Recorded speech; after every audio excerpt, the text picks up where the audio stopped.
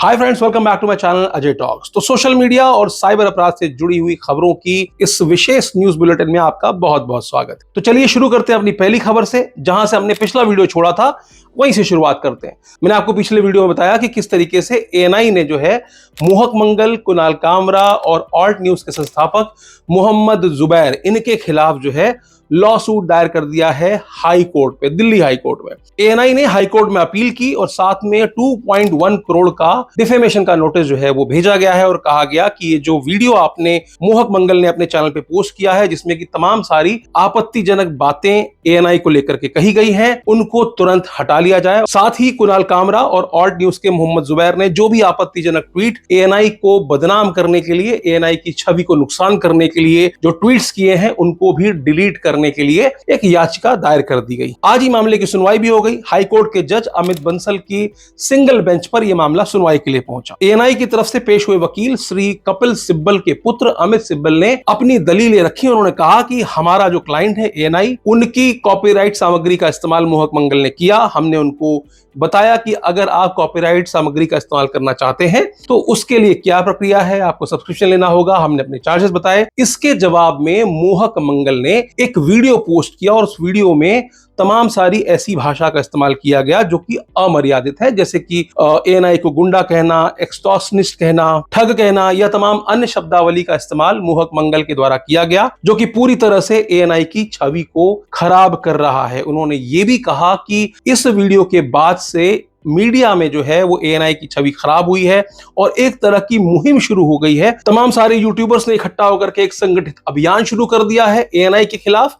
ऐसा आरोप जो है एएनआई ने लगाया और कहा, मांग की कि भाई ये वीडियो टेक डाउन हो जानी चाहिए। और साथ में दो अन्य लोगों के जो ट्वीट थे, जिसमें कि एएनआई को अगेन ब्लैकमेलर कहा गया, एक्सटॉर्शनिस्ट कहा गया, इस तरह के शब्दों का इस्तेमाल बाकी के यूट्यूबर्स ने, बाकी के भी इन्फ्लुएंसर्स ने किया, उनको भी डिलीट करने के लिए वो याचिका दायर की गई थी। इसके बाद मोहक मंगल ने कहा, भैया वीडियो डिलीट नहीं होगी, आप चाहें तो हम वीडियो को एडिट कर सकते हैं। इस पर दोनों पक्षों की बात हुई। एएनआई ने सारे कट्स बताए कि क्या क्या शब्द जो हैं वो आपत्तिजनक हैं, जो आपको हटाने पड़ेंगे।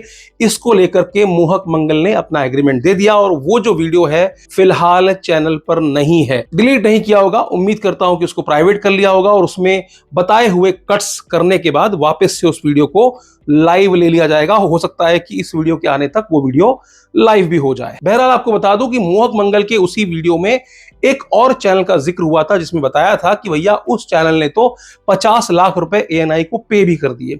क्या आप जानना चाहेंगे कि वो कौन सा चैनल है? मैं बता देता हूं। आपको याद होगा कि ऑपरेशन सिंदूर के समय 4PM नाम का एक बहुत बड़ा चैनल था, जिसको कि भारत सरकार ने इंडिया के अंदर उसकी विजिबिलिटी जो है रिस्ट्रिक्ट कर दी थी। यानी कि इंडिया में कोई 4PM को एक्सेस करना चाहता था तो नहीं कर पा रहा था। ठीक उसी दौरान एक और बड़े यूट्यूबर, एक बहुत बड़े पत्रकार जो कि बड़े बड़े मीडिया संस्थानों में रहे, पुण्य प्रसून वाजपेयी। जी हाँ, पुण्य प्रसून वाजपेयी, जिनका कि अंत में कार्यकाल जो है वो आज तक के साथ रहा। बहुत कंट्रोवर्सी भी हुई, बताया गया कि उनको आज तक से निकाल दिया गया था। आज के दौर में पुण्य प्रसून वाजपेयी के 5 मिलियन से ज्यादा सब्सक्राइबर हैं और ये वही यूट्यूबर हैं जिनका चैनल उस दौरान गायब हो गया था। 4 से 5 दिन या शायद 1 हफ्ते तक वो चैनल इंटरनेट पर मौजूद नहीं था। तमाम सारे लोगों ने अपने कंसर्न शेयर किए थे, तमाम वीडियोस बन गए थे कि क्या सरकार ने पुण्य प्रसून वाजपेयी का चैनल भी उड़ा दिया है। फिर बाद में अचानक से चैनल प्रकट हो गया, कारण सामने नहीं था। लेकिन मैं आपको बता देता हूं कि पुण्य प्रसून जी ही वो हैं जिन्होंने 50 लाख रुपए पे किया और उसके बाद उनका सब्सक्रिप्शन लिया ही होगा। ऑब्वियस सी बात है, क्योंकि उनका जो पूरा मॉडल है, उनका जो पूरा चैनल है, उनको तो एएनआई के फुटेजेस की जरूरत तो रोज पड़ सकती है। और मैंने नोटिस भी किया था कि जब उनका चैनल वापस आया था, उसके अगले ही वीडियो में, पहले ही वीडियो में एएनआई का अच्छा खासा वीडियो, एक अच्छा खासा पोर्शन एएनआई का चला था, जो कि आमतौर पर वो अपने चैनल पे, अपने वीडियोस पर नहीं करते थे। मतलब पहले वो सिर्फ न्यूज बताते थे, अपना विश्लेषण देते थे, लेकिन चैनल के वापस आने के बाद से बाकायदा एएनआई की क्लिप्स भी चलनी शुरू हो गई थी। तो इससे पूरा पुख्ता सबूत मिल जाता है कि वो यूट्यूबर कोई और नहीं, 50 लाख सब्सक्राइबर के 50 लाख रुपए जो है पुण्य प्रसून वाजपेयी जैसे बड़े यूट्यूबर ही दे सकते हैं, क्योंकि उनके लाखों में व्यूज आते हैं और उनका बिजनेस भी न्यूज का ही बिजनेस है। लेकिन बाकी यूट्यूबर, जैसे कि आज ही एक वीडियो ठगेश ने बनाया, उन्होंने बताया अपने वीडियो में कि किस तरीके से 4 सेकंड के वीडियो के इस्तेमाल में 15 लाख रुपए की डिमांड उनसे भी की गई है, स्ट्राइक भी दे दी गई है। हालांकि एक स्ट्राइक से चैनल नहीं उड़ता है, आपको पता ही होगा, 3 स्ट्राइक चाहिए। उनके चैनल पे हो सकता है कि और इस तरह की वीडियोस एएनआई की क्लिप्स ना इस्तेमाल की गई हो। इस वजह से शायद उनका चैनल तो नहीं जाएगा, लेकिन उन्होंने अपनी बात सामने रखी और बाकी यूट्यूबर से अपील की कि भैया इस मुद्दे का सोल्यूशन तो निकलना चाहिए। एएनआई कहता है हम सही हैं, यूट्यूबर्स कहते हैं हम सही है, तो गलत कौन है? यहां पर यूट्यूब सामने नहीं आ रहा है। यूट्यूब की जो फेयर यूज पॉलिसी है उसके तहत अगर अब तक ये सब कुछ सही चल रहा था, तो आज अचानक से क्या हुआ कि इस तरीके से धड़ाधड़ कॉपीराइट स्ट्राइक आने लगी। अगर ऐसा ही हाल रहा तो कल को लोग इंटेंशनली ढूंढ ढूंढ करके, मतलब मेरी कोई फुटेज थोड़ी सी भी अगर किसी ने इस्तेमाल कर ली होगी तो भाई साहब मैं तो कॉपीराइट स्ट्राइक मारूंगा। क्यों? क्योंकि मुझे पैसे चाहिए, ऑब्वियस सी बात है। तो इसलिए यूट्यूब का यहां सामने आना जरूरी है। इतना ही मुझे इस विषय पर कहना है। अब बढ़ते हैं अपनी दूसरी खबर की तरफ से। दूसरी खबर जो है वो आ रही है फरीदाबाद से। यह खबर जुड़ी हुई है साइबर अपराध से, जहां पर एक बुजुर्ग महिला के साथ में 56 लाख रुपए की ठगी कर ली गई। साइबर अपराधियों ने रेनू तनेजा को 6 दिन तक डिजिटल अरेस्ट रखा और उनसे 56 लाख रुपए की ठगी कर ली।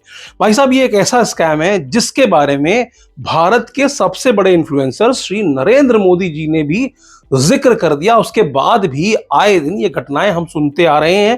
रोज अखबार उठाइए, रोज कुछ ना कुछ ऐसी घटना जरूर आती है जिसमें किसी के 15 लाख, किसी के 20 लाख, किसी के 56 लाख। अभी देखा 3 करोड़ का मामला भी कुछ दिन पहले आया था। तो अभी भी ये घटनाएं हो रही हैं। मुझे समझ में नहीं आता इससे ज्यादा अवेयरनेस कैसे फैला सकता है कोई। खुद नरेंद्र मोदी जी ने कह दिया, उसके बाद कॉलर ट्यून तक लगवा दी गई। जब आप किसी को कॉल करते हो तो पहले एक कॉलर ट्यून आती है, उसमें बताया जाता है कि किस तरह से इस तरह के डिजिटल अरेस्ट वाले स्कैम से बचना है, उस पर विश्वास नहीं करना। बावजूद इसके रेनू जी को 22 मई को एक कॉल आता है। कॉल करने वाला व्यक्ति अपने आप को बताता है कि भाई साहब हम तो टेलीकॉम डिपार्टमेंट से बात कर रहे हैं और आपके नाम पर एक और नंबर इशू किया गया है। उस नंबर का इस्तेमाल एक्सटॉर्शन या मनी लॉन्ड्रिंग में किया जा रहा है और उसमें गोयल साहब के नाम का भी इस्तेमाल किया, वही जेट एयरवेज वाले। उस मामले से भी जोड़ दिया गया कि भैया आपके जो नंबर है उसका इस्तेमाल उनसे भी जुड़ा हुआ है। तो अगर आपको अरेस्ट होने से बचना है तो आपको इतने इतने पैसे देने पड़ेंगे। यही नहीं, रेनू जी के सामने तो जज साहब को भी लाके बिठा दिया गया। आमतौर पर स्कैम में पहले जो वीडियो कॉल कराई जाती है उसमें एक नकली पुलिस वाला एक पुलिस थाने का जो सेटअप बना करके आपके सामने आपसे इंटेरोगेशन कर रहा होता है। वीडियो कॉल के जरिए आपको कनेक्ट रहना पड़ता है और उसके थ्रू आप हो सकता है धोखा खा जाएं कि सामने पुलिस ही है या नहीं है। लेकिन इस मामले में तो रेनू जी को लाइव कॉल पर रखा गया और उसके बाद एक नकली जज साहब भी बिठा दिए गए और जज साहब ने आदेश भी पारित कर दिया कि भाई साहब अब तो गिरफ्तारी होगी। अब चूंकि तुम्हारी उम्र ज्यादा है, आप बुजुर्ग हैं, इस वजह से जो है आपको एक मामला रफा दफा करने के लिए इतना अमाउंट उतना अमाउंट देना पड़ेगा।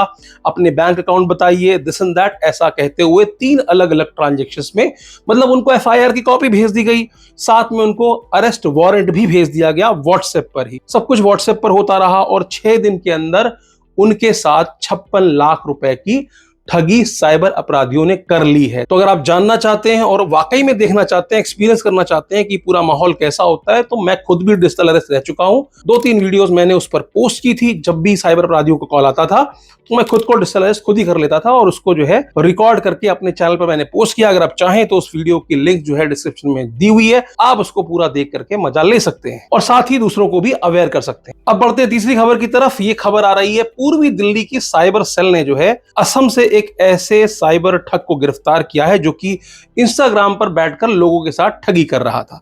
दरअसल मयूर विहार की एक महिला कौशर जी जो है, उन्होंने बताया कि इंस्टाग्राम के एक पेज से उन्होंने एक ब्रांडेड प्रोडक्ट मंगवाया था और उसके एवज में इंस्टाग्राम के उस पेज की तरफ से उन्हें कॉल आया और उनसे 11,500 रुपए ले लिए गए। इस 11,500 रुपए लेने के बाद उनके पास तक कोई प्रोडक्ट नहीं पहुंचा और उनके नंबर्स को ब्लॉक कर दिया गया। सामने से बात करने के बाद भी कोई रिस्पॉन्स नहीं दिया जा रहा था।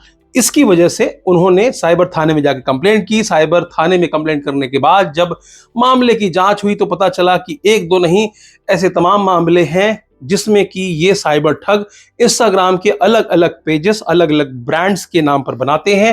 फेक फॉलोअर्स उनके पास होते हैं और सस्ते दामों में प्रोडक्ट्स को लिस्ट कर देते हैं और उसके बाद जब उसको कोई खरीदता है तो अपफ्रंट पैसा लेकर के उसको ब्लॉक कर देते हैं। आमतौर पर जो ठगी होती है वो बहुत छोटे अमाउंट की होती है, 2,000, 5,000, 10,000, 15,000, ताकि लोग जो है वो खुद ही साइबर थाने तक ना जाएं और वो आसानी से अपना ये गोरख धंधा चलाते रहें। तो जांच हुई, जांच के बाद पुलिस ने असम से एक हिजबुल बारी नाम के एक व्यक्ति को गिरफ्तार किया है, जो कि इस पूरे घटनाक्रम का मास्टरमाइंड है।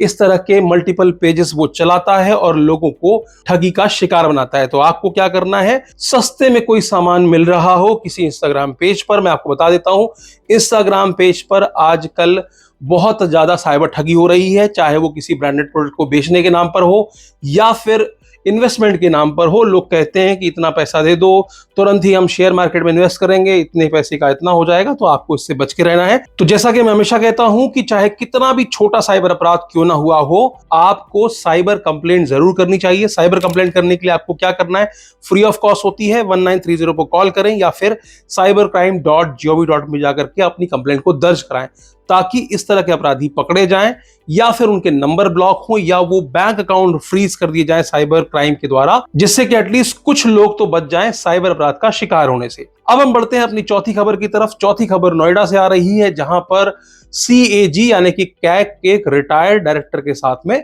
99,000 रुपए की ठगी हो गई। मॉडस ऑपरेंडी क्या था, दरअसल कैग के जो रिटायर्ड डायरेक्टर साहब हैं, वो अपने घर पर बैठे हुए टीवी देख रहे थे। उनका रिचार्ज खत्म होने वाला था, तो उन्होंने कहा चलो रिचार्ज कर लेता हूं। जब उन्होंने अपने सेट टॉप बॉक्स को रिचार्ज करना चाहा तो वो रिचार्ज नहीं हो रहा था, कुछ टेक्निकल खामियां हो सकता है हो रही हो। तो इसके लिए उन्होंने क्या किया, गूगल में जाकर के कस्टमर केयर का नंबर सर्च कर लिया। और आज के दौर में मैं आपको बता रहा हूं कि गूगल पर किसी भी कंपनी के कस्टमर केयर को सर्च करना मतलब किसी न किसी साइबर ठग के हत्थे चढ़ जाना है। ऐसे तमाम मामले समय समय पर आते रहते हैं। पहले भी मैंने तमाम वीडियोस के माध्यम से आप लोगों को अवेयर किया था। तो इसमें होता क्या है कि जैसे ही आप कस्टमर केयर का नंबर गूगल पर ढूंढते हैं, कोई ना कोई साइबर अपराधी जो होता है वो आपके संपर्क में आ जाता है। आप उस पर कॉल करते हैं, साइबर अपराधी आपको बोलता है कि हाँ मैं तो फला कंपनी से ही बात कर रहा हूं। उसके बाद उस आपकी समस्या को अच्छे से समझने के बहाने वो आपसे कहता है कि मैं व्हाट्सएप पर आपको एक फला एक फाइल भेज रहा हूं, उसको आप इंस्टॉल कर लीजिए और इससे मैं यहां बैठे बैठे आपके टेक्निकल प्रॉब्लम जो है उसको सॉल्व कर दूंगा। ऐसा ही कमोबेश उनके साथ में भी हुआ। साइबर अपराधियों ने उनको अपनी बातों में उलझाया, उलझाने के बाद उनसे उनका OTP हासिल कर लिया, उनके एक्सेस को हासिल कर लिया और दो बार में, एक बार 50,000 रुपए और दूसरी बार में 49,000 रुपए, यानी कि टोटल 99,000 रुपए की ठगी जो है साइबर अपराधियों ने कर ली। और ये तो सिर्फ 99,000 की ठगी थी, सिर्फ नहीं कहना चाहिए, पैसा तो पैसा होता है। यहां ऐसे कई मामले आए हैं जहां पर इसी टेक्निक से लोगों के लाखों रुपए भी गए हैं, 10-10, 15-15, 20-20 लाख रुपए।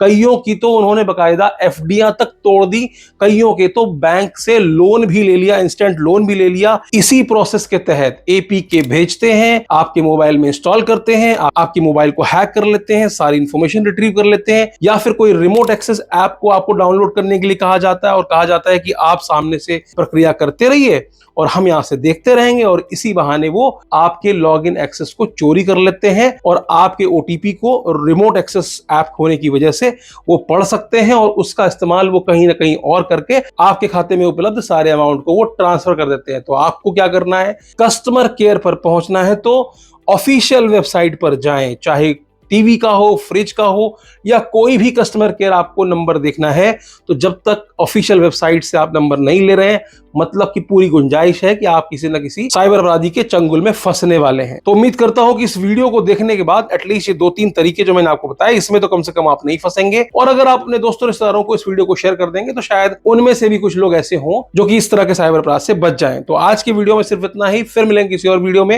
वीडियो अच्छी लगी हो तो लाइक कर दीजिएगा, चैनल पर नए हो सब्सक्राइब करते हुए जाइएगा, ताकि साइबर अपराध से जुड़े हुए जो नए नए तरीके हैं, नए नए जो पैतरे साइबर ठग अपनाते हैं, वो आप तक समय से पहले पहुंच जाएं और आप भी साइबर अवेयर हो जाएं और आपका भी लाखों रुपए का नुकसान होने से बच जाए। अंत में एक ही बात कहूंगा, हंसते रहिए, मुस्कुराते रहिए और साइबर अपराध से सुरक्षित रहिए। वीडियो में अंत तक बने रहने के लिए आपका बहुत बहुत शुक्रिया।